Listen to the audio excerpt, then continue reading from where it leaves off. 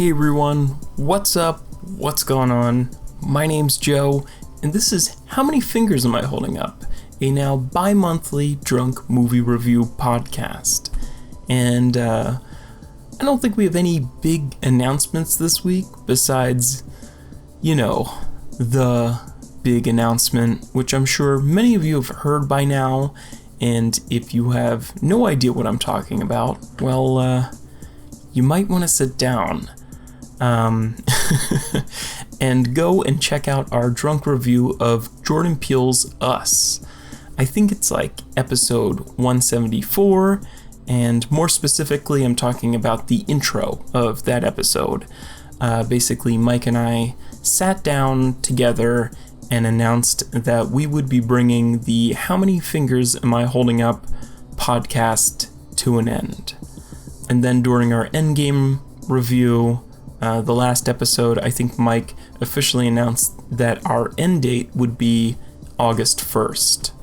And on that date, we plan to release a finale episode with as many former HMF guests as I can pack into my apartment for what I can only describe as a drunken farewell party, where who knows what will happen. Don't worry, we'll only have them on one at a time. Until then, we're going to keep releasing episodes every other week featuring some of our favorite previous guests, including this week's guest, Cam and Emily Marziani of the podcast We Are Horrified, a horror movie podcast. Guys, please definitely check them out. Again, we'll plug them a few more times during this episode, which, speaking of, let's just get into it. So without further ado, on this week's episode, we'll be reviewing 2019's Pet Sematary. Enjoy.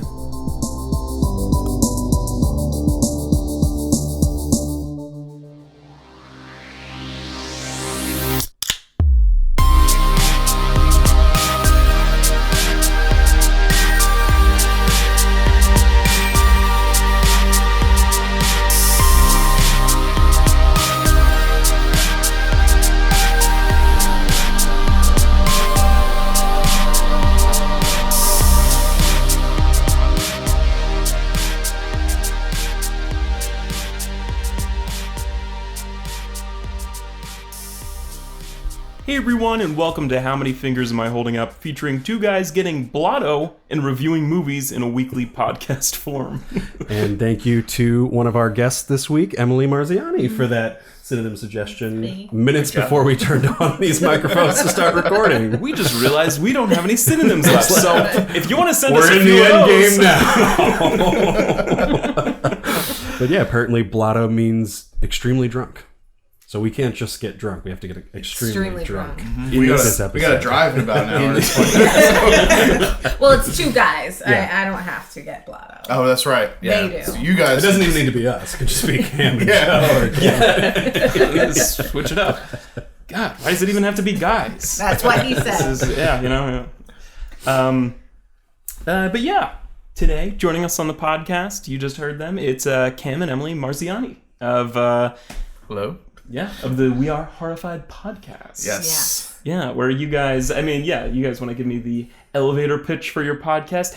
Since you guys were last on when we did A Quiet Place? Yes. Were you guys doing this podcast? No, that yet? was like right before we changed. All right, Talk about and shit on horror movies. Or if we like them, we just lightly make fun of them. I think I've liked one or two of the horror movies we talk about. But yeah, before we had the married couple, which was kind of like too, like I said to you before, esoteric. Love using that word. Yeah, topics. That's a great word. For a third time, esoteric. It's an SAT word. Yeah. The topics were just like pertaining to our life that not many people would care about, so we just wanted to switch formats and talk about things I like. Right. Which is horror movies and things I tolerate. Yeah. Got a nice little niche. Yeah. Kind of thing going. People really like horror movies. Like my biggest challenge is like the horror hounds really like horror movies. That's what they're called. Oh god, the horror hounds are coming. People really like my fear is that I'm going to shit too hard on a movie. And no, well, when we talked about The Thing, she had a very really she had a very staunch opinion about how there were no women in the movie. Oh yeah, and somebody left us a really nasty review about and said that I was a nasally SJW, so and I had the personality of a cold bowl of oatmeal. It's basically a jerk being like, they didn't like a movie I like. Yeah, I'm like kind of jealous of this review. I wish somebody went in on us. But that movie, it would have been fine, but there's not a single woman in it. What movie was it? The Thing. And it's like a really famous, well-loved movie, but... Yeah, don't go after that movie. No, don't worry. Too late. I took Hellraiser to task, and nobody cared about that. The Hellraiser film, like, yeah. Yeah, that's just a widely known horror movie. We just review. We don't really review. We just kind of talk about and say if we'd watch it again. Yeah. He will pretty much watch any movie ever again. It's kind of just lighthearted. Right. Yeah. And so, if the people want to go and find that podcast, where can they find you? On Instagram, Facebook. We're on Stitcher, iTunes, Apple Podcast. Just got on Spotify, and it's We Are Horrified Podcast. Oh, nice. Mm-hmm. Yeah. So go and leave them a review, and to counterbalance that negative. Yeah, he dropped us down to like a 4.0. Oh, was that on the iTunes app? Yeah. We were doing great until that jerk. And, you can also fine, check Lyle Lovett 666. I'm not going to find out where you live. And you can also check them out on 2 episodes of our podcast previously. Why we had you guys back is you're on some of our favorite episodes of all time on this podcast. The Life episode and the Quiet Place episode. Yeah. They get loud. Yes. Very good time. Yeah, you guys have lucked out with 3 horror films. Yeah. Mm-hmm. Yeah. So Maybe that's why we went that way. Like, we're talking about them now. No, it's because you literally are always watching horror films. It's just always scary. Don't even try and put it on someone else. It's all you. It's true. Yeah. Mike, what are we drinking this week? Oh, we're drinking some Sweet Baby Java, espresso bean infused chocolate peanut butter porter from Duclaw Brewing Company. So we've had the Sweet Baby Jesus, which is their chocolate peanut butter porter, but this is espresso bean infused. It's a terrible bottle opener. Here, okay, can you do mine? Because I'll probably fudge it up. You need like at least 2 goes at it. Yeah. Well, that's what you get for a plastic Yingling bottle. Probably given away for free at a bar. Yeah. There you go. Well, I certainly hope he didn't pay money for it. No. I said I must have the little tiny bottle of Yingling. Well, that's not terrible. Yeah, you can taste the peanut butter. Mm-hmm. It's like who makes those eggs? Reese's? No, not Reese's. Cadbury? Palmer's or something? Oh, you mean those thick ones? Yeah, it tastes like that. Chickens? Chicken. Those breakfast. Oh man, we had like a surplus of like Reese's eggs at like work for like the past 2 weeks, and I can't tell you like how many jokes we've made. Like, I always like some eggs for breakfast. We've said that joke about like 5 million times now. We're like, it's not getting old. Ooh, pass me some eggs. I need some protein. It's breakfast time. That's so much better at my job. Somebody just brought in like 2 giant bags of butterscotch candies. Oh. I've been working my way. I've been working my way through it, slow and steady. It's probably about 200 left. Jesus. Oh boy. All right, Joe, you want to read that IMDb description, and then I'll hop into these, or I would love to. I have the notes, right? Yes. Yeah. I have the Wikipedia page open. Dr. Lewis Creed and his wife Rachel relocate from Boston to rural Maine with their 2 young children. The couple soon discovers a mysterious burial ground hidden deep in the woods near their new home. Burial ground. Don't go near that burial ground. All right. Well, is that the whole IMDb? That is. That's a long one. That's 2 whole sentences. Usually with first names in it and everything. Oh my gosh, yeah. It's not like a couple. Yeah, exactly. 2 people. Mm-hmm. A couple encounters spooky happenings in their new residency. It's like every horror film out these days. All All right. Well, Pet Cemetery is obviously based on the novel by Stephen King. It was previously remade. What did they do? 1989? Mm-hmm. Yeah. 30 years ago. Oh, spooky. Spooky. Round numbers. It was directed by Kevin Kolsch and Dennis Widmeyer, who do not have Wikipedia pages, so they can't have a big... that doesn't track well. Let's see. Let's see if we can find anything on their IMDb. Even your brother has an IMDb page. Well, he said Wikipedia. Oh, okay. Let's see. For Kevin... He's got a bunch of shorts and segments, so that's not looking good. Starry Eyes in 2014. Guys, this doesn't track. And Scream TV series. I'm so glad that's catching on. It's one of my favorite phrases. Is it this doesn't track or this doesn't track well? Or I think it was both. I don't... Or something tracks. Like, oh, yeah, that tracks. Okay. Rather than being like, oh, like true, or, that tracks. Right. I'm trying to just jam it into my vernacular right now. I'm just like, where else can I use this? All right. Continue. Dennis Widmeyer, what you got going on? Let's see. Dennis? Not much. Give us something, Dennis. Come on. Jesus, Dennis. Pretty much the same stuff. Why did they let you make a movie? They must be a team. They've worked together before. And the screenplay is by Jeff Bueller, who also doesn't have a Wikipedia page. That tracks. I mean, it tracks with the movie. It all tracks. What do you got? Matt Greenberg did the screen story. Jeff Bueller did the screenplay. All just horror. Oh, he did Midnight Meat Train, podcast favorite. Midnight Meat Train? Yeah, that's the one with Bradley Cooper, B. Coop. Yeah. That's a sex movie, right? That's a porn. No, it's not. It's actually not. It's about spoiler alert.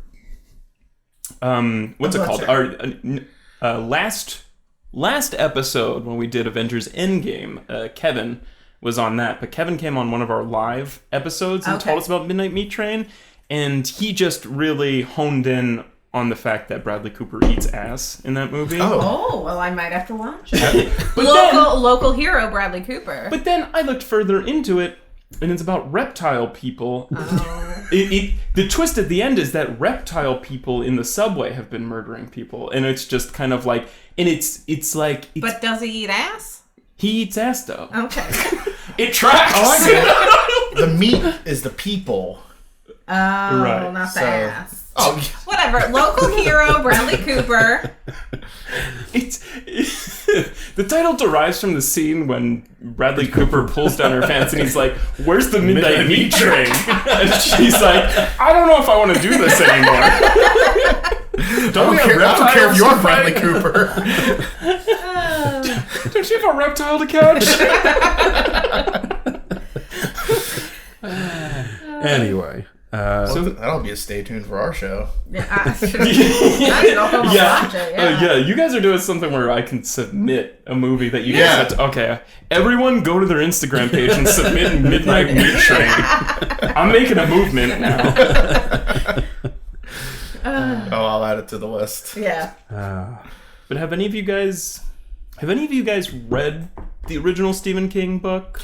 Or I've only gotten so far into it, and I got like 200 pages, and it's a lot. He's a very verbose writer. Yeah. You started reading Pet Sematary. No, that was you were going to, but you didn't. I decided to read game. I read something else. Yeah, our friend that we saw it with, he read everything until the last 10 pages. He couldn't get it done in the day before we saw the movie. Wow, what a cop out. I know, that's what I said. I would have brought that book in the car with me and read it 20 minutes trailers. Yeah. You could have read it a second time. But apparently the book is very different. The 89 is more close to the book, I heard. Well, was this in the throes of the cocaine and alcohol? No, that was not Cujo. No, it was Cujo, I think. He says he can't remember writing Cujo. That's right, yeah. I think so. I think he was a little fucked up. I was going to say... This was 1983. Oh, yeah, he was fucked up. Yeah. That tracks. He was, Stephen King's like, yeah, that tracks. It might, no, I think I talked about this on our It episode, but I was like, I read like On Writing by Stephen King, and I was like, ooh, I really like this. I've never read a Stephen King book. I think that was in like high school, and then I like in like summer during college, like I had a friend who had like all these Stephen King books, Right? And I just like took a pile, and you know when you're in college and you're like, I've got nothing to do, I'll just read all day, and it's very. Yeah, I love to like romanticize about because I haven't read a book in now like a year and a half. Yeah. But anyway, yeah, this was one of them that I read, and it really fits into that fucking. On Writing is still like my favorite book that he did. All of his books, or like his well-known books, are just so fucking weird. Yeah, you know, I really think my favorite work by him are his tweets about his dog, because his dog is a little corgi, which I grew up with corgis. My parents still have one, and he just talks about what a little monster she is, and his name is Molly, which is the same name as my sister, and I just love it. I think it's his best work to date. Yeah, he's also a Trump dunker on Twitter. Yeah, I love his anti-Trump. He and J.K. Rowling just dunk after dunk. Yeah. Gotcha, Trump! It's like, all right, it's not that cool anymore. It's like, write another good book. We all hate him, but like, you're just, yeah, I don't know. There's always like, I'll talk about like some weird shit that happens in the book that I kind of remember. I don't really remember like this original movie that much either. There's just like bits and pieces that kind of kept coming up. But yeah, it's just some of his writing is like great, but then there's also like I didn't even talk about that during our review, where it's just kind of like, oh, and then the kids have an orgy in the sewer, and you're just kind of like, what? Oh, I think we talked about that during the review. No, I don't think we did. I think like we were just drunk and it totally that one went off the rails. Yeah, it slipped my mind. Yeah, how did that get by the editors and the publishers? Like, how do you let that through? I don't know. Stephen King was describing things I'd rather not like revisit. Yeah. I was just but yeah, this is weird. It's like, I mean, the original movie's kind of like Pet Sematary. It's kind of corny. I mean, we can all agree on that. I've never actually seen that or read the book. I love the coming in totally fresh. I love the 1980s, 1970s Stephen King adaptation. I mean, The Shining, it's fucking long, but I love like Carrie and this is a little cheesy. I love it when he sneaks up in a movie. It's like, oh, I'm the pastor. Oh, are you talking about Stephen King in the movies? Yeah. Oh, okay. Well, he wasn't in this one. I thought he was no, not in the 2019, but in the 89 one, he was the pastor. Yeah. And he wrote that or whatever. Yeah, he did the screenplay. He at least helped with the screenplay. Yeah. Yeah, I don't know. And it's also so weird that like his writing in that movie wasn't like it wasn't that good. It's like he doesn't understand his own books sometimes. Like when I'll get more into him, but like in even like both this and the original and most Stephen King film adaptations, because they like try to fit like the story into like a structure of like traditional horror tropes, where it's just kind of like it's just like they never really get it right. It's like trying to put this square peg in a round hole, because like Stephen King's horror comes from like the like themes of just like, oh man, we're gonna die one day, and that's like scary, you know, instead of just kind of like boo, like, you know, it's he doesn't have a lot of spookables, you know. No, I just looked on his wiki, and he was heavy in the drugs in the early 80s, and by the late 80s he was sober. So I remember him saying when he reread the book recently, he was like, what the fuck? So I think like he was probably, when he was doing the screenplay, he was probably like, maybe I should tweak these things, because I was really high. Yeah. But yeah, I mean, most movies really can't nail his kind of themes and everything. Oh man, this is gonna be the video's gonna move for a little bit. And we're back. But I feel like what's it called? I was just reading an interview where somebody really like nails the tone of Stephen King. Is Frank Darabont. I just read an interview recently. I forget who was talking about it, but like Stephen King, after like seeing one of Frank Darabont's movies, I forget which one. Shawshank or Green Mile? Yeah. No, it wasn't The Mist. I forgot about Green Mile. I forget which one it was, but Stephen King went up to him like afterwards, and he's like, damn, I wish I thought of that. He's just like, Frank Darabont somehow understands Stephen King's writing better than he does. We're actually doing The Mist on our next episode. Oh, yeah. Yeah. Did he direct The Mist? Yeah, Frank Darabont did The Mist. I look forward to that. I don't think I've ever seen The Mist. I've seen it, and the music at the end fucks me up. It's just because it was in something else we saw recently. It was in the Lords of Chaos. Maybe. Yeah, Lords of Chaos. It's just something. It's just like a very ethereal, like woman singing, and it's just kind of atmosphere setting. And it's creepy. But this movie, just to circle back around to this movie, it's kind of weird. It's like a remake of the original movie, but it also takes like weird elements from the book. It's just it's a little weird. Mm-hmm. But yeah, we'll probably just dip into spoilers in like a minute or two, but it was just like so hard to watch this movie, like especially after seeing like Hereditary, because at its core, this movie is about like, what it's like to deal with grief, or what it's like to like lose a child or whatever. Mm-hmm. Right. And it's just like, oh man, like this has been done so much better, like in like a heightened horror. Without having, like, I haven't seen the movie and I haven't read the book, this seems like it's such a good, like, idea at its core. Yeah. Like, I was actually excited to go see this before the reviews came out, and I had no, like, nostalgia for anything related to it prior, but just the idea of, like in the one pitch, that sounds, like, beautiful, of just, like, you know, there's a cemetery where people bury their pets to bring them back, and what if you wanted to, like, bury your daughter and bring her back? Like, Right. The motivation's already there. You already like feel for the father in the trailer. You're like, oh hell yeah, like I would bury my daughter to bring her back. And then it's like a horror movie that like has like rules, it seems, built into it. Mm-hmm. But I feel like they just throw that all the fuck out in this, and like, it ends up just being a typical horror movie in the end. Yeah. Right. Yeah. They squander a lot. And let's get into spoilers real quick. So I mean, if you want to go see this movie, by all means, go see it. But we're gonna get into spoilers now. In the book and in the original, it's Gage who dies, and he buries him. And so, like, the big twist in this is that it's the daughter, which I wasn't crazy about. I did not care for it. So that's why they have... And Miko Hughes was... In the original. That was Chef's Kiss. So it doesn't come across on there. I didn't like the fact that they spoiled it in the trailer. Oh yeah. Oh yeah. They were like, "Here's our biggest twist." Yeah. Yes. Yeah.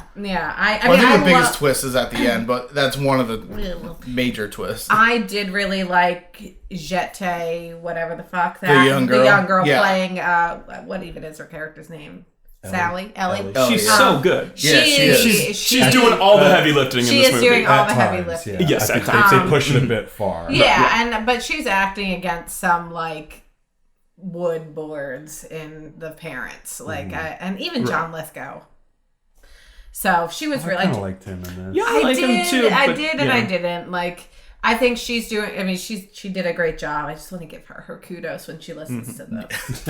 I like John Lithgow's like tobacco stains on his white beard. I loved his sweater too. From what I understand, the character that he plays in the original movie is kind of goofy. Oh my god! Yeah. Well, that's how my girlfriend is a big fan of the original, and she just quotes it all day long. The role. Don't go down there. The role. Sometimes Dad is, but I haven't seen it. I just but know how she does the impression. Yeah, it's the main accent. I did appreciate though that he was not doing an impression, because the guy who plays him in the original is like, he played Edward Munster. Yeah. Yes. One of the big monsters. He was the Frankenstein one. I always forget his name. Old man. And of course. That tracks. First name old, last name man. But I appreciated that John Lithgow didn't like try to do an impression of him. But it was just like Fred Gwynn, that's it. But it just felt like he just wasn't. He had his little wink when he was like, "Oh, I know Winston Churchill," and then that's when he just he slept through most of the movie, both acting wise and his actual character. Well, the script wasn't that good. No. It's also like they were also doing this thing where, just because I was watching like clips on YouTube of the original before I went to go see this, and there's some parts where like it seems like they're trying to make like this shot-for-shot remake. Like they'll have the same exact like shot setup, but like I don't know what they're doing this for, who they're making this for, but like the camera will like, instead of jerking one way, it'll jerk the other, or like a knife will like coming from left screen instead of right screen. Like they're trying to trick the audience who has memorized like the last movie. Right. It's so bizarre, and it's like such a weird way of subverting your expectations.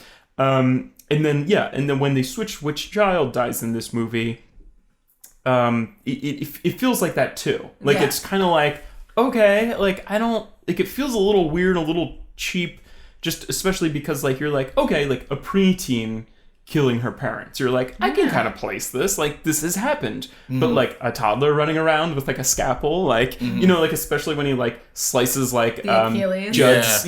Achilles tendon or whatever, like that's something like a toddler does, kind of, Yeah. you know. I hate that. So it's I don't know.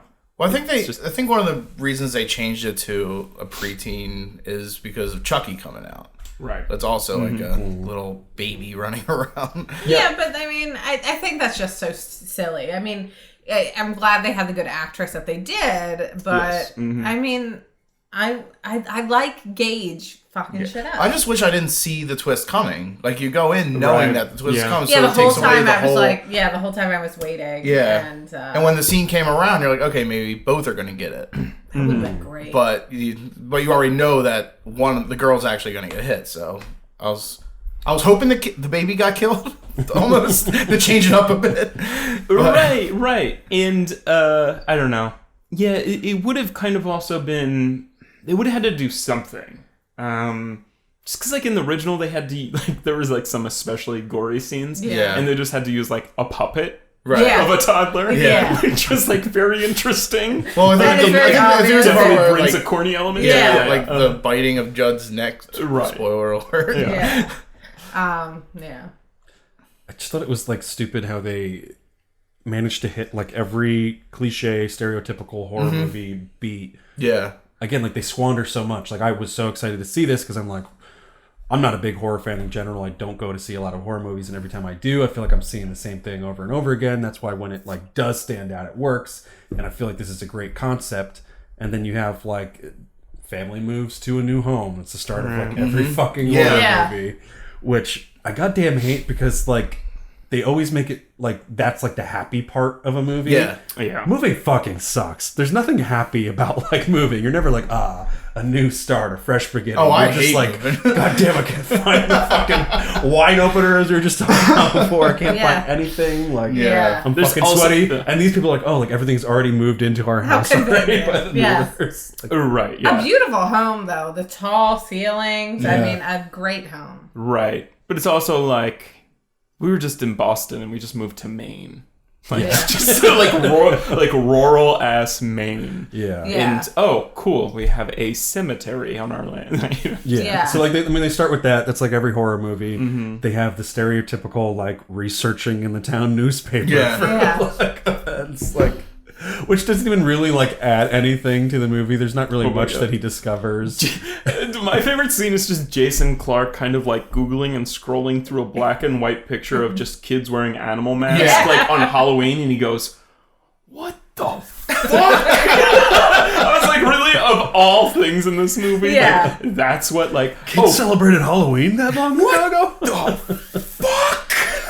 I hated that aspect of this movie. The kids in the masks. It amounted to nothing. It That seemed like that got And chopped out. well, it was like a main focus of the trailer. yeah. literally. And I thought- I'm not ashamed to say it scared me in the trailer. I was like, oh, the mask. Yeah, but it's literally just kids dressing up and as you dead never see them animals. again. Right. It Yeah. was just kind of like animal masks are hot right now. Yeah.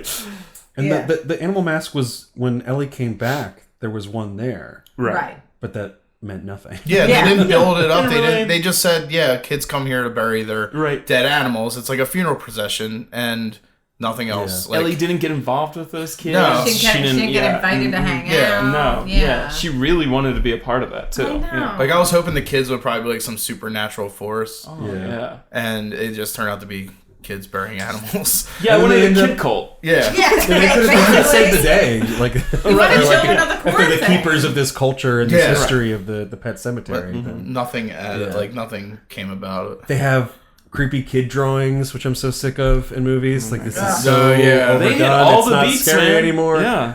they have like creepy kids, like in general, like when she comes back. I mean, it just none of it was needed because it's such a solid concept at its core, and they don't utilize it. I hate the fact that they have this like B story going on with what's the wife's name?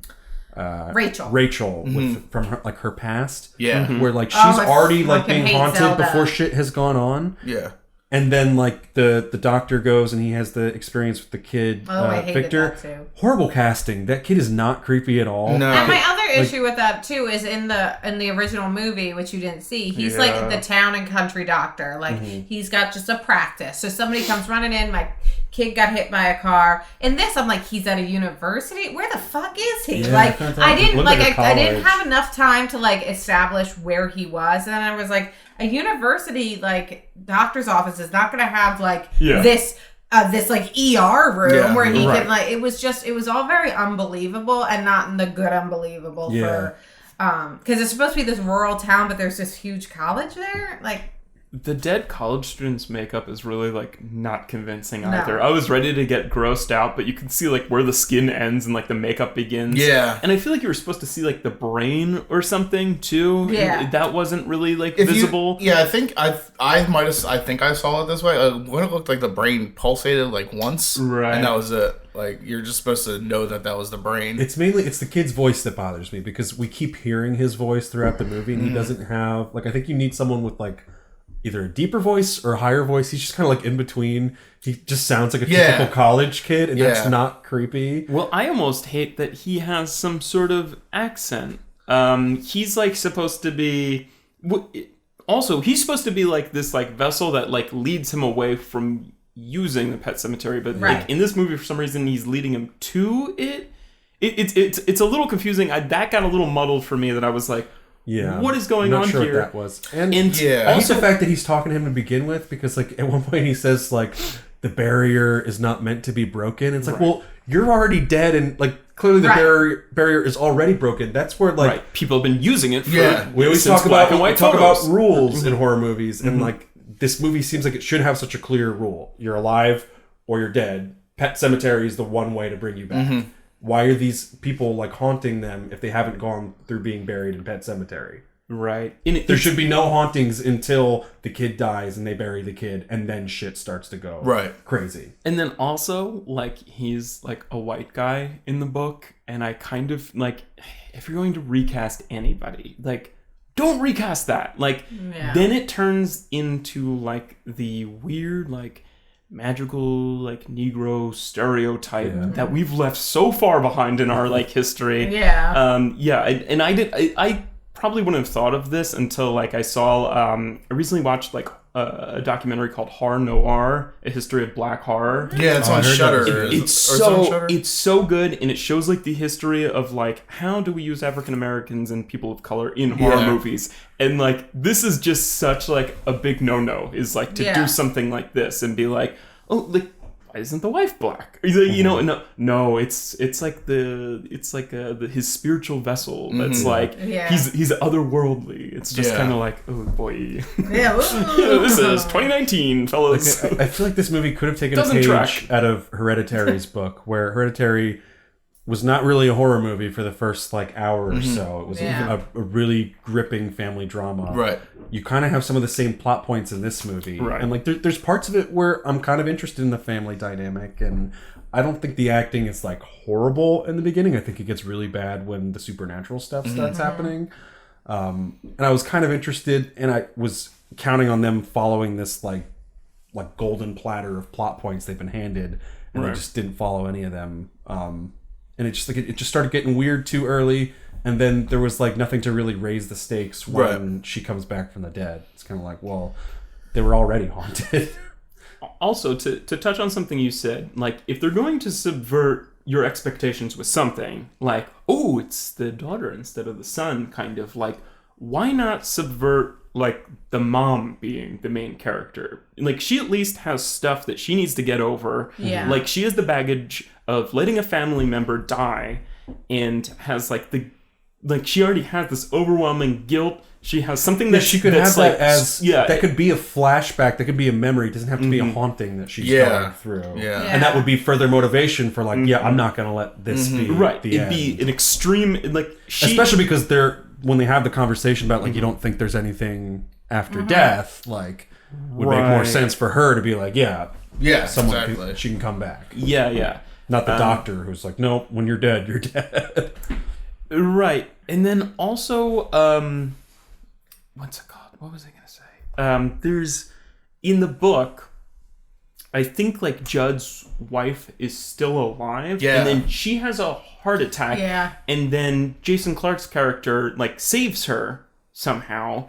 And then Church dies. And then Judd goes like, listen, I really need to like pay back your family, and then he takes him to like this instead of like there's like such low motivation in this movie where it's just kind of like, well, I kind of like your daughter and I hate to see her sad, so I'm gonna fucking let's go fuck with some demons. I did kind of think that was because I thought they had, at least they covered their tracks nicely, because when they're at the campfire he's like, you know, that place has a pull to it. It makes you come up with the silliest excuses to go back there. And that kind of made me be like, all right, that kind of makes sense. Yeah. And I did feel like a genuine connection between Judd and Ellie. I thought They that were was cute all right. together. Yeah. He even had they had the nice scene where Church hopped up on his lap and she's a good cat. And like, so I kind of got it. Like, okay, like I thought they maybe could have done more because like Jason Clarke is kind of emotionless in that scene where they're about to like bury the cat. Like if he was like really broken up about like, oh, like I really can't tell Ellie about this. I needed him to give more so that it would make more sense for Judd to be like, okay, I can see this is going to be a big deal for your family. Right. Here's how we get around this. Yeah. Right. It just doesn't, the motivation is just lacking throughout this film. But Church, I do want to say, amazing acting on Great cat. Great cats that they cast. Great cat casting.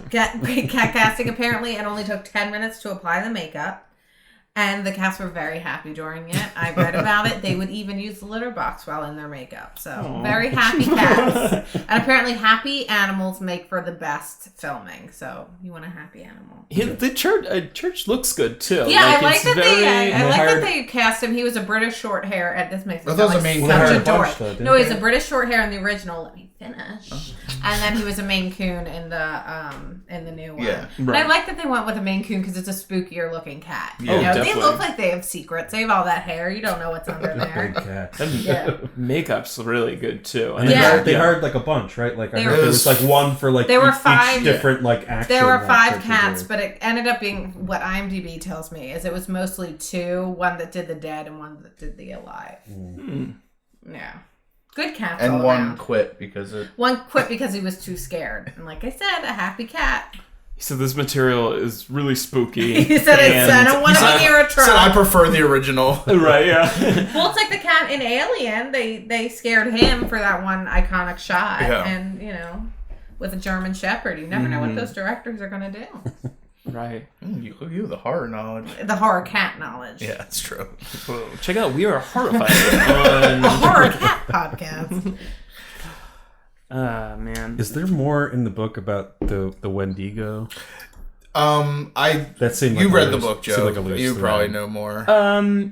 Yeah, I think so. I mean, the Wendigo is definitely mentioned in the book. I don't even know, is there even anything in the original film about it? I think can't remember. there was a slight talk about just something in the woods. I don't think they said Wendigo, but I think they said there's something in the woods. Because like they keep hearing the noises, and then we like see it when they're reading the book. And they're like cliche horrors, like, oh, look at this. Yeah, it's creepy right old there. drawing. Everything, all your answers are right there. Yeah. And I was kind of looking forward to that as like, all right, well, that's how they're going to up the ante, because like we already know the main sort of deal of the horror movie from the trailer that she dies, they bring her back. Like I was kind of like, there's only so much horror wise they can do. Yeah. Here's how they can like really throw us off the rails and be like, all right, let's get crazy in the third act. Then it just never shows up. I was kind of expecting a Wendigo to show up. Yeah. Because they set it up with you know, him and Judd go. They hear it. Shh, don't move, kind of. Yeah. And then he goes by himself, like, whoop, don't move, kind of like even a broken, desperate hammered man is kind of like, I gotta stop fucking moving or this thing's gonna come get me, and then like never hear about it again. They really in the book they kind of set up, and I feel like it wasn't clear in this movie that like it's not your cat or daughter that's coming back, it's just that body is a vessel now for like a demon to come back. Like there's no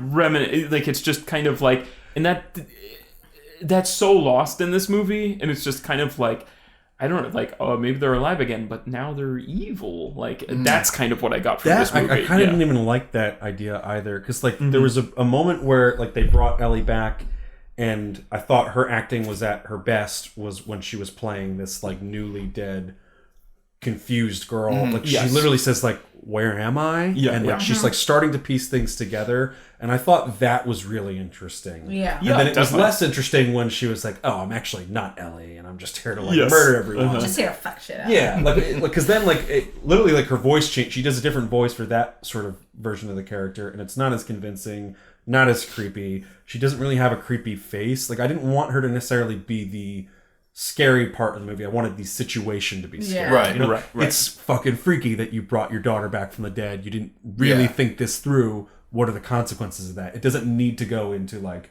demon possession and she's gonna murder everyone. Right. Just for the sake of murdering them. You know? It could be that she was so confused by everything going on that it leads to some crazy situations that end up in death. But it really is different one scene to another. It's just kind of like you want it these two different ways, and it was like great when she's in the bed and they have the shot right on her, and I don't know if they do it in post or if they cast her based on her ability to like, she like moves her eyes like different, so they're like looking in different directions. Like, I hated her eye after she came back from the dead. I hated her it was weird kind eye. of like it was like paralyzed. I did really hate when he was like laying down in the bed with her. I was like, she's gotta smell so bad. And I did the one scene I did like, for I don't know why, but when he's like brushing her hair, you see the staples in the back of her head. Yeah, that's a really great scene. Yeah, and I you also like thought, that because you complained that the staples were in the wrong place before. Yeah, that before they were up here and they were back there. Yeah, you were like, in the original, Gage's staples. Gage didn't have staples. It was a scar. And I didn't like the fact that he ended up dying, because like I thought they were, I don't know if it was a false thread they were putting down, but like the Judd at one point says like, oh, like that's it's not the same cat that's coming back, but that's your cat now. And I thought he was trying to set up like that when you bring it back, there's like this bond between you, and you know that the cat's gonna make hell for everyone else in your family, but it's your cat now. Right. It's like tied to you. And I thought the same thing was gonna happen when they brought Ellie back, where like she was gonna be great with him and everything, but she was, not gonna want the mom to come back, and it caused terror with Gage and everything. And it kind of is even like that. They kind of led on that. Like she doesn't immediately try to kill him, but she pretty much immediately tries to kill the mom. I also thought it was weird when he did die that they like immediately buried him. Like I just thought like the demons are gonna take all this time to do. They didn't do that in the original, right? What's like, that? Well, the mom and Ellie like bury him, and then in the pet cemetery.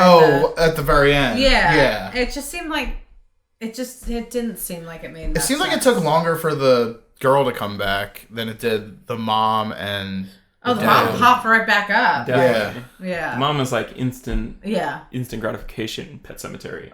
I mean, maybe it's because she was dead longer and he had to dig her up from her normal grave, but like, I don't know how it works. And it's just kind of like, I don't think this happened in the original movie, but I know it happened in the book.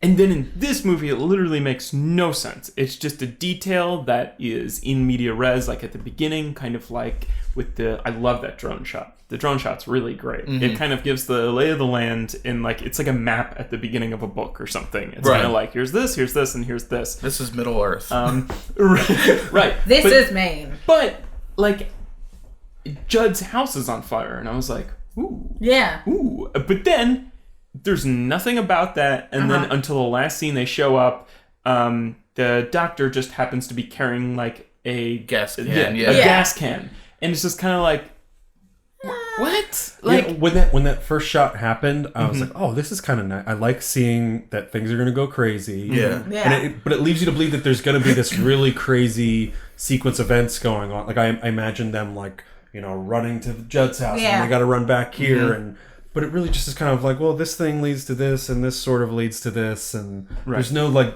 big set piece that happens. Well, the ending happens that shot makes you believe like, oh, we're gonna get a set piece. There's a horror action set piece that's gonna take place here. I thought it was gonna be like, I really liked the sort of climax of the remake of Evil Dead. There's a lot of like big action set pieces for a horror movie in that. We didn't get anything. Like, I would have killed for like a scene of like somebody like trapped in a closet and, you know, like a knife coming, like just anything, like hit even any of the like original like horror cliche beats set pieces to go on. Like, it was just kind of like, well, they died. They like, he died. They went to the pet cemetery. They buried him. He came back. Now they're gonna go kill him. The ending felt way rushed. It did. There was no suspense in that ending whatsoever. I feel like that fire thing has to be some sort of cut scene. It's just like, it's gotta be on the editing room floor. Why are like undead people finding gasoline and like strategically lighting? Like, I think in the book he's doing that to cover evidence that Judd is dead and that he's been murdered, kind of. Right. And he's still alive. But him as an alive person is like, oh shit, I gotta cover like Gage's like tracks, kind of like I love the boy. So that could be cut. That could be cut, and then they redid the shot with him with the gas can, because he does go find Judd's body, and he's like shit. And you can tell he's mad that he's like, oh, like there's a dead body here. Less mad that my friend Jed is dead. So maybe that is part of the original screenplay, is that he burns that down, and then they have to cut that for time. They're like, well, let's just have him have a gas can in the last scene. It wasn't that long of a movie, though. They could have had at least one scene. I think they cut a lot, though. Yeah, it does feel like they cut a lot. What do you guys think of that last shot of the movie? I hate the ending. I don't know of them outside with Gage in the car, and you hear like an unlock sound. I had immense anxiety about a child alone in a car, and I did not care for it. Yeah, I thought that was weird when he like went out to check for his wife and Gage, and he just saw Gage alone in the car. And he's like, okay, that tracks. Let's go. For these parents, that tracks. It was just, I really like the original movie last scene, because again, the trajectory of this character is a little different. It's more like Stephen King-esque. It's like Shining-esque, where it's just like, oh, the dad's fucking crazy now. He's driven crazy by, you know, Pet Cemetery, and like, it's just every time you do something there, you're just more and more obsessed with it, kind of thing. And then he buries his wife there. She comes back like fucking looking real gnarly, decomposed, kind of, and he's like, "Oh baby, give me a kiss." And, it just ends. And then she like reaches for a knife as he kisses her, and it's just kind of like, okay, it's not super different from this. That's the movie, or that's the book? That is the movie. But also in the movie, Ellie, who's not dead, is still in Chicago with her grandparents. So you're like, a little bit of you is like, oh, she's safe. And this was just like, oh fuck, like Gage is gonna get it. But this one's a little just like, I don't know, like at the end you're just like, is this like the undead army? Like, like what are we doing? And there was also something. What is their purpose at that point? Like, there's also it removes a lot of like any personal nature. To it. Which is what makes the concept so worthwhile in the beginning, is like it's very personal to you trying to bring your daughter back, and there being negative consequences to it. It's like, where do you go from there? Like, you're just a zombie family. Are you going to kill more people and bury them and build this big like zombie society? Or we don't even know who they would go after. Yeah, we don't really know any other characters. Like, what was the point? I don't know. I guess Ellie just didn't want to be the only zombie. Well, I mean, I wouldn't either, to be fair.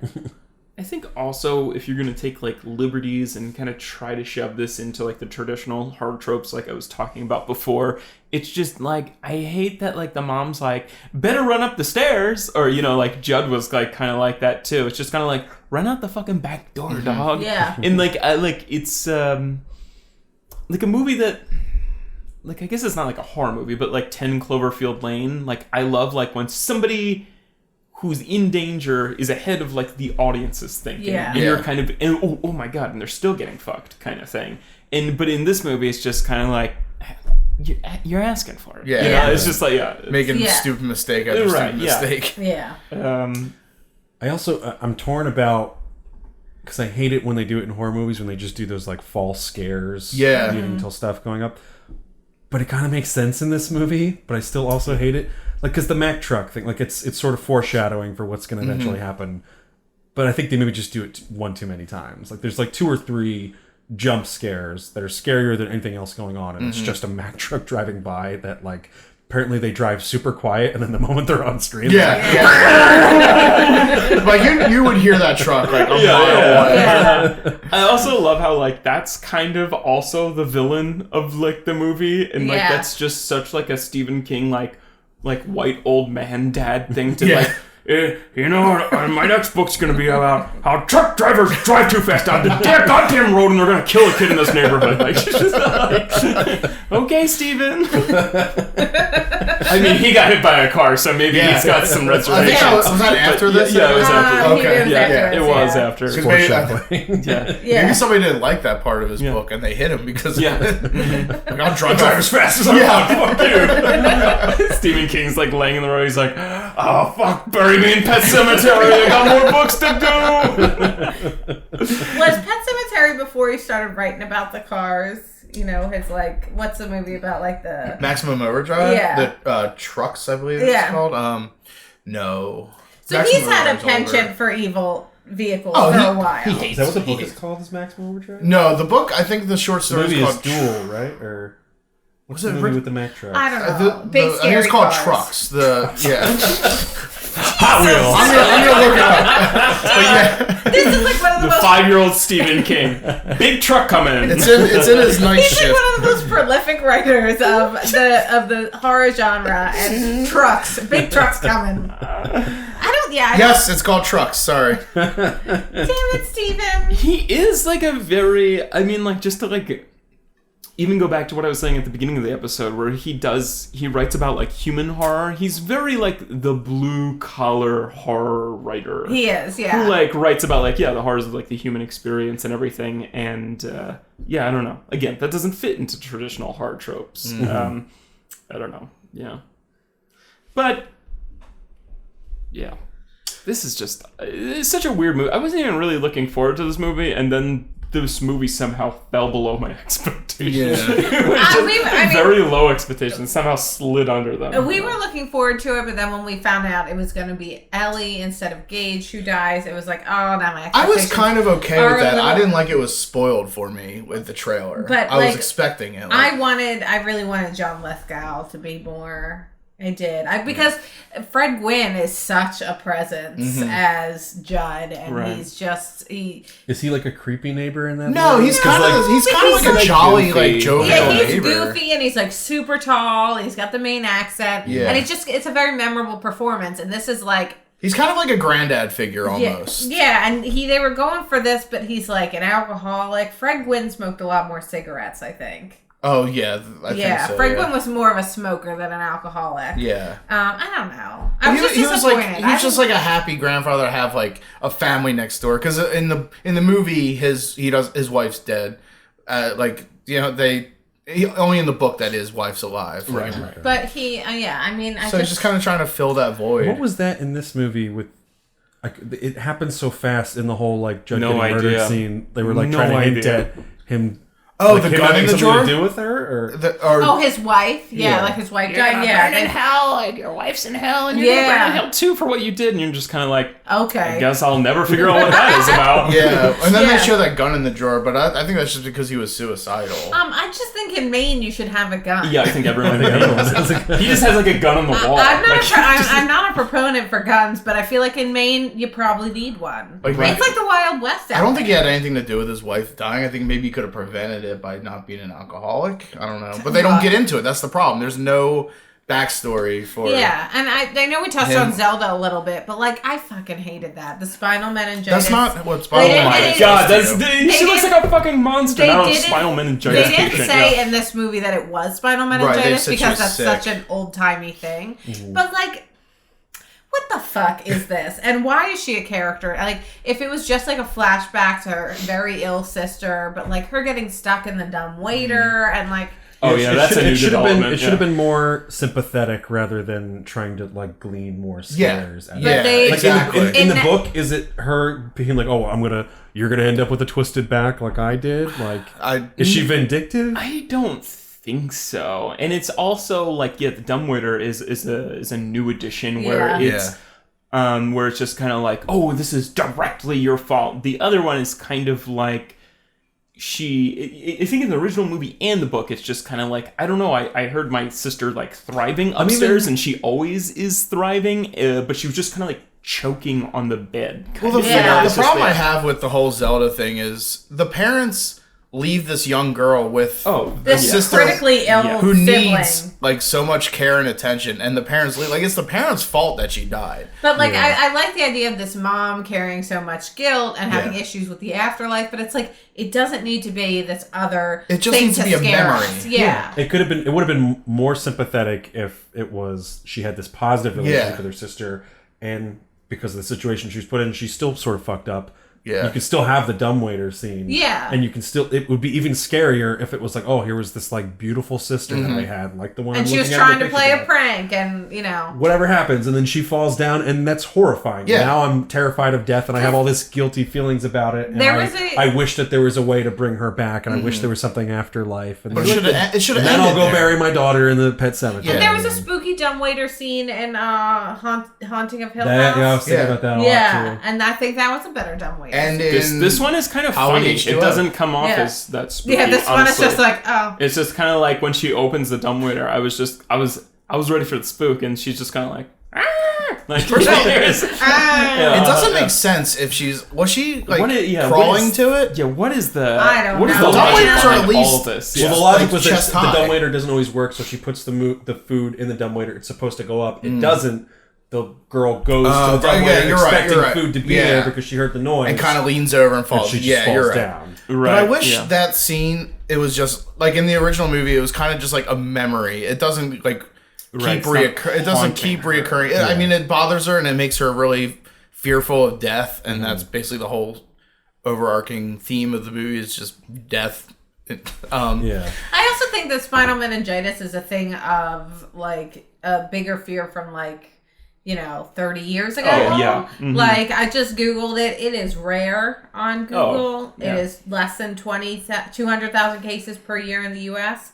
So, like, I don't know. Choose a different disease. But maybe it strikes fear, Her story also feels like really ableist. Like, this person is like disabled, therefore they're horrifying and disgusting. Yeah. And you're like, mean about it. Yeah. Well, I like to think that her And I kind of think that is like, it's like that in the first movie, and I kind of thought they would have like the maturity to fix it for like a 2019 movie. Yeah. I like to think of her thinking her sister looked like that, being so young, thinking like you're seeing a monster, but really you're just seeing a sibling in pain, and they actually don't look like a Skeletor. Right. Yeah. I think she had like leprosy on her hands. Yeah, and her like I like to think that's and- just how the sister perceived her, Yeah, and that that she would make wasn't sense. actually looking like that, and that's why she's so afraid of her sister and afraid of the whole. You're always trying to find the positive. I am. I mean, it's a sad thing that happened to her opposite of sister, me. but like it's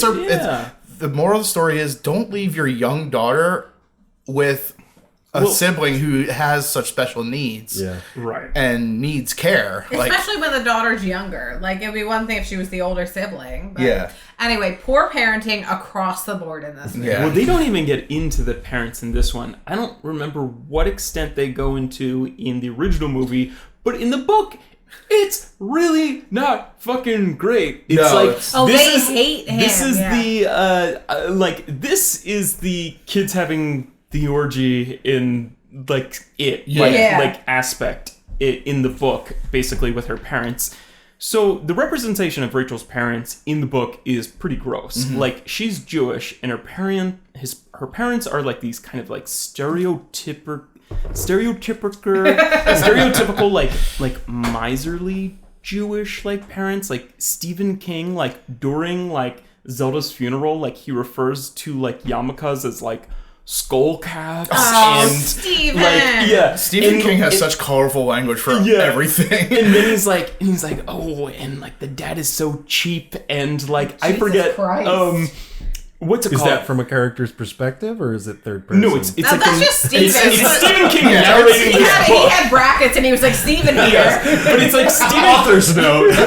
These are called skull. But Stephen King, like the only character in the book to be referred to by their last name is Rachel's dad, and it's like Goldblum said this, and it's like I don't know if that's the actual name, and then all of this happens. And then, like, you fast forward to, like, now or whatever, and, like, Rachel's faith has, like, nothing to do with this story. And it's isn't never it more brought of up a Christian again. faith? It felt more Christian. Did she bring up that she was Jewish? What? In the movie, In the movie, I have no idea. I thought it was more Christian faith because she was like, Right, but I mean, the thing is, like, this is never something that, like, happens again, where it's just kind of like, oh, my Jewish faith leads me to believe this, or this about, like, the afterlife or whatever. It's like, nope, they just kind of, like, leave it off there, and this was, like, Stephen King's way of just fucking going in on, like, a fictional Jewish character that he wrote, and he's like, yeah, and this Jewish guy, he doesn't take care of his family, he leaves his daughter alone, he doesn't even pay for the funeral, like, he's just, like, it's really, like, okay.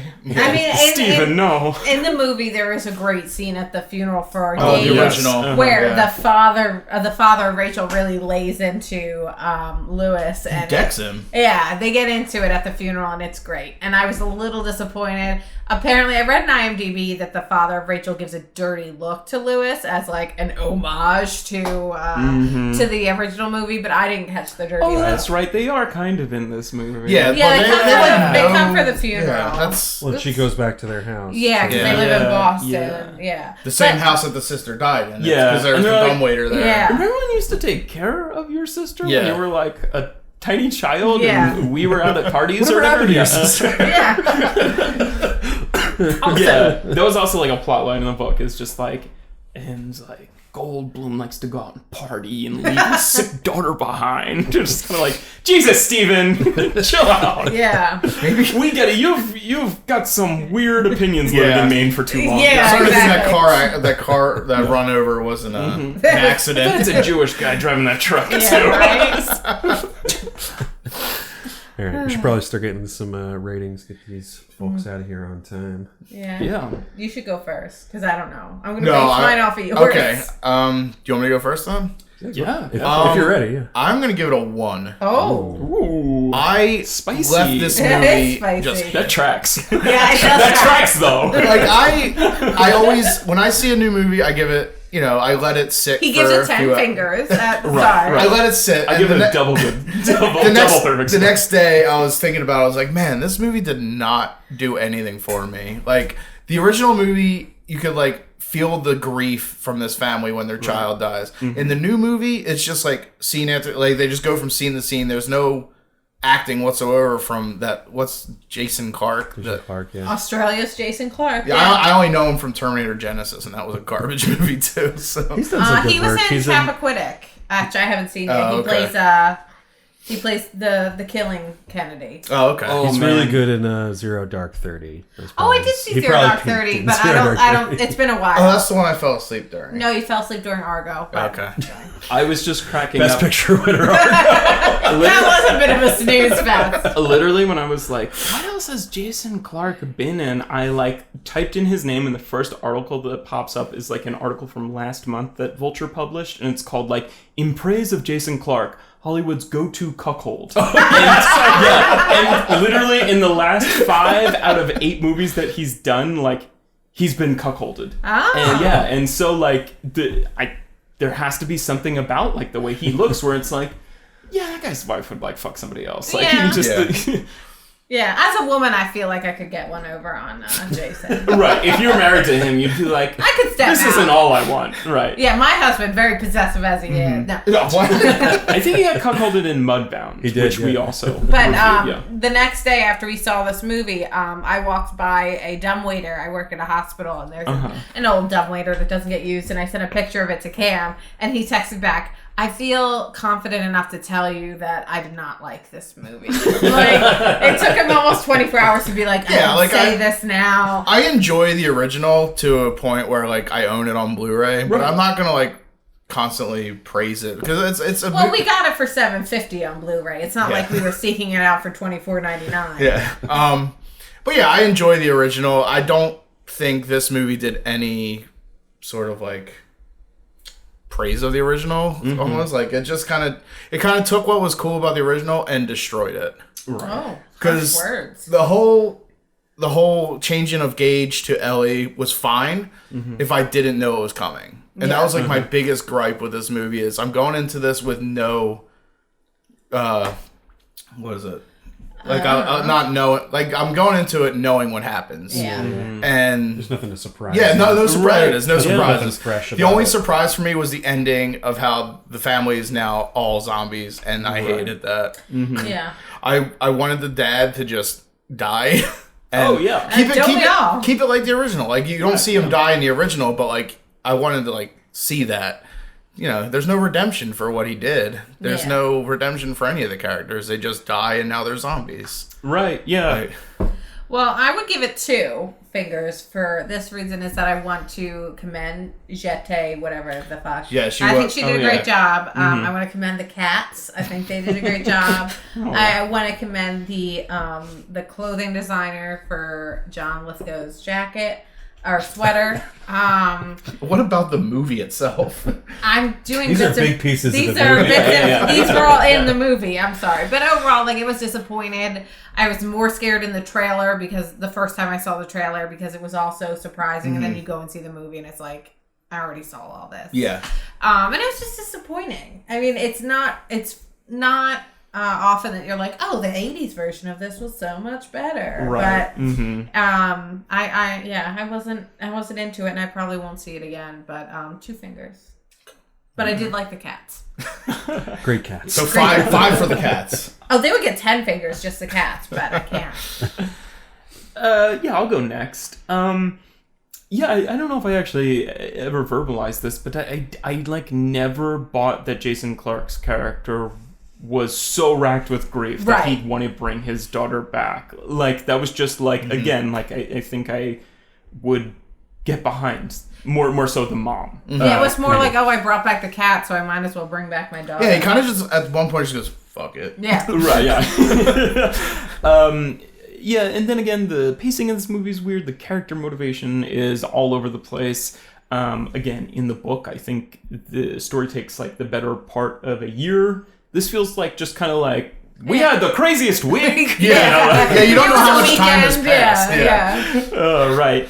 And then, yeah, again, Stephen King did help adapt the first Pet Sematary, again, which makes me, like, questionable of just kind of like, you didn't use any, like, those themes that were great in the book. But then again, he hates The Shining, so I'm like, do you understand your own writing? I hate I Shining don't book. think he understands okay. movie. I don't think he understands movie writing. I really don't. Yeah, he likes long-winded novels. Yeah. He understands that. But I mean, positives, which we've had very few. I think some of the jump scares in this movie are earned. I think they work really well. I don't know. I mean, I just like the first movie a lot better, and I don't even really like that movie. But there are some, like, creepy moments. Like, I think there's, like, a part, like, near the end where the dad kind of injects Gage Oh, yeah. with, like, some sort of sedative. Or Yeah. Yeah. It's like what you Is put he your cat down killing with. him? Yeah. And Gage is kind of walking around, and he's like, not fair. And it's like... He falls over and Yeah. bangs his head on the wall Yeah. or something.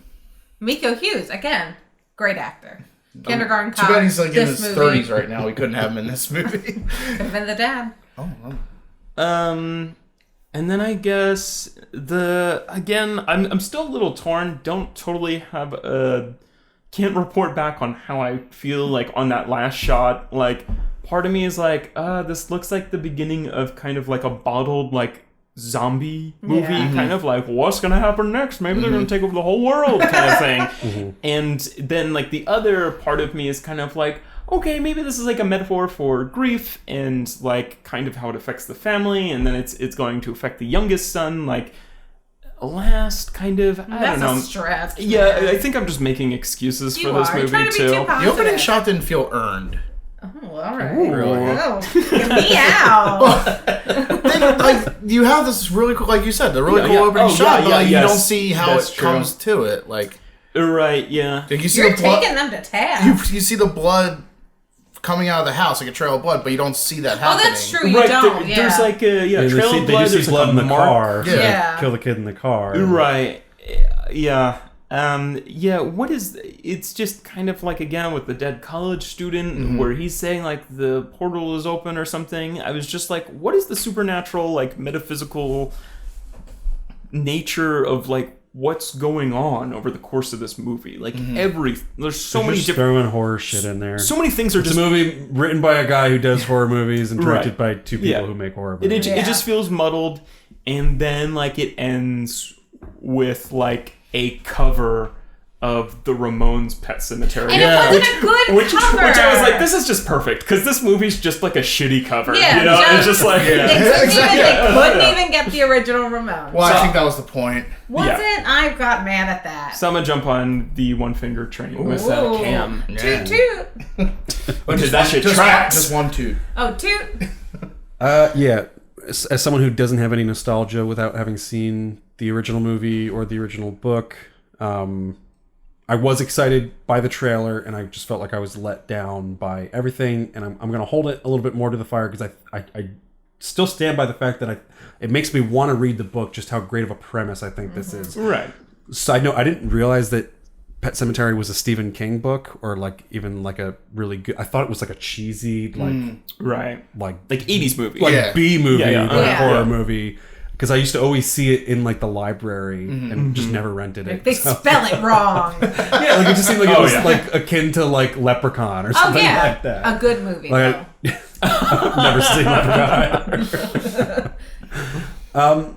And yet, like, I don't know, it doesn't remind me of anything remotely Stephen King, because he's someone who puts like so much life into his characters. Like, you know, a lot of my favorite books by him are in like the first person, and they're just like every innermost thought, and it all adds to like really breathing life into a character. And these characters have like no life in them, especially the one that is supposed to be the main character in Jason Clarke. They don't even go into like the necessary like background of these characters' lives. Like at one point they say like, oh, like, well, you deserve this after the year we've had. What year did you have, Jason Clarke? What went on? Anything that doesn't lead to some type of like scare or horror element, they just throw it out the back of the car and keep going. And I think that sucks. I hate the fact that they insert stuff that I can't imagine is really in the original, just for the sake of it being another horror cliche moment, because I'm so sick of seeing that. And it was just disappointing to see a movie that like could have been really great. Like the rules are there, just follow the concept that he made. Like, we don't need to have all these like scares that don't even really work. Like, just family drama's already there, making a metaphor for grief. Follow what Hereditary did, keep the scares in the second half, and they don't need to be like big flashy scares either. It's just a creepy situation. You brought your kid back from the dead. It doesn't need to be like a remake of The Ring with her walking around. Like, it was creepier when she was in the bed and she's like, where am I? And she's like starting to figure out like that she was brought back from the dead. That's a creepy situation because you put yourself in her shoes and you're like, what the fuck would I do if I was brought back as an 11-year-old girl from the dead? And what would I do as a parent who like thought this was a good idea? And you can see, like, I do like the shot where they're looking and you can see he's like, oh fuck. Ah, shit. I've made a huge mistake. What the fuck? Kids Halloween? Yeah, and I hate the Victor character 100%. I don't know what that added in the original movie or the book. I just left this movie feeling like they must have changed so much because those are so beloved, and this, I can't imagine anyone really loving this. And when the movie ended, I felt like, man, that would have been a really cool like short film. Yeah, like that felt like a short film ending. It's a short film ending. But at the ending of a horror movie, like, if you're going to go that way of like everybody dies, like, spoiler alert for like another movie, that's kind of what happens in like Hereditary, but there's so much development that happens along the way that you're like, well, it's fine because we reached a conclusion in another way that it doesn't need to be satisfying in this way. But this is just like not satisfying in two different ways. Like the characters don't develop and then they all die, and there wasn't even like a cool reason that they needed to die. It was just zombies sort of killing people for no real reason. Yeah. So it was disappointing all around. I will also hop on the one finger train. Look, I could go as low as a half finger, but there are Whoa. definitely some moments Like in a like the pinky? middle of the movie where I was like, this is kind of cool. There's some promise here. They just didn't fully deliver. So. It's also scary. Like, I don't know if it like it. I don't know. I'm easily spooked, and Okay. I was spooked. So like what would you point to as like a? I mean, I think there were. I mean, it was just like the very cliched kind of horror beats that were just building anticipation, and there was swelling, and there was just kind of like, it's just kind of like, oh, it's just like the wife remembering, like, and then like, it's like, even though when she opened the dumbwaiter, I laughed, like, I didn't know, like, was it going to be really scary or just, I don't. There were some spooky parts.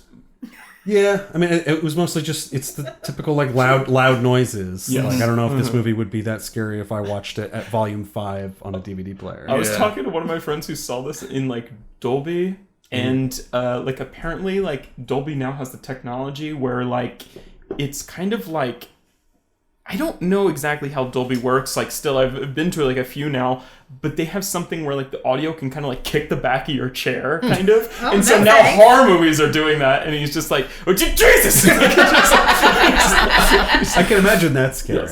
Yeah. I don't know, but, like, the parts that I thought should have been scary, like, I didn't think It's like the Disney daughter... World 4D, like... Yeah. The daughter wasn't really scary when she came back, because, like, she doesn't really have the great horror voice when Right. she's in, like, Right. the evil Yeah. voice. Yeah, because she's 10 version years of her. old, or maybe she was Yeah. 12 years old when she made this, but still. She She's just a seemed a little little kid. impish. She's a little girl. I'm here for the women and for the girls and the cats. That's why they got you figured.